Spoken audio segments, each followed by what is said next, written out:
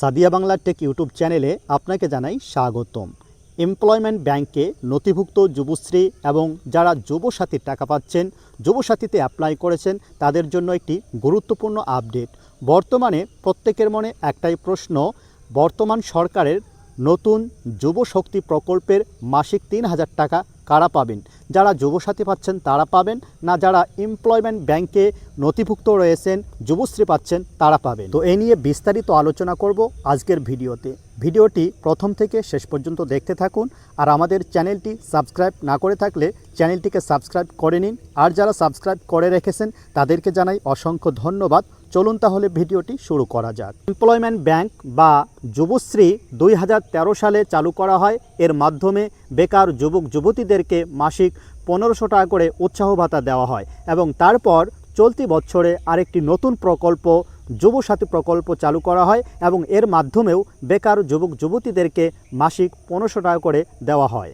কিন্তু বর্তমানের নতুন সরকার ঘোষণা করেন যুবসাথীর 1500 টাকার পরিবর্তে নতুন যুবশক্তি প্রকল্পের মাধ্যমে মাসিক 3000 টাকা করে দেওয়া হবে। তবে এই টাকা দেওয়ার আগে যারা যুবসাথীতে অ্যাপ্লাই করেছেন, যাদের যুবসাথীর টাকা পাচ্ছেন, তাদের তথ্যগুলো যাচাই বাছাই করা হবে এবং যারা প্রকৃত যোগ্য তাদেরকেই এই মাসিক 3000 টাকা করে দেওয়া হবে। এরপর যারা এমপ্লয়মেন্ট ব্যাংকের মাধ্যমে যুবশ্রী ভাতা পাচ্ছেন তাদেরকেও কিন্তু এই নতুন যুবশক্তি প্রকল্পের আওতায় এনে মাসিক 3000 টাকা করে দেওয়া হতে পারে। এখন কথা হলো, এই যুবশক্তি প্রকল্পের মাসিক 3000 টাকা করে পাওয়ার জন্য আপনাকে নতুন করে আবেদন করতে হবে? দেখুন, ইতিমধ্যেই সরকার জানিয়ে দিয়েছে চলমান কোনো প্রকল্পই বন্ধ হবে না, সমস্ত প্রকল্পই চালু থাকবে। তাহলে এখান থেকে বোঝা যাচ্ছে যে আপনাদের যে যুবসাথী প্রকল্প রয়েছে এবং এমপ্লয়মেন্ট ব্যাংকের যে নথি রয়েছে সেখান থেকে ট্রান্সফার করে আপনাদের যুবশক্তিতে নিয়ে আসা হবে এবং এর মাধ্যমে আপনাদেরকে টাকা দেওয়া হবে।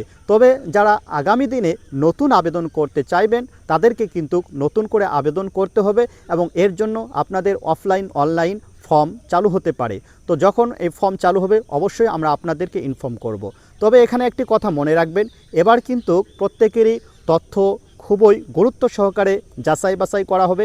যারা অযোগ্য তাদেরকে কিন্তু বাতিল করা হবে, যারা প্রকৃত যোগ্য তাদেরকেই টাকা দেওয়া হবে।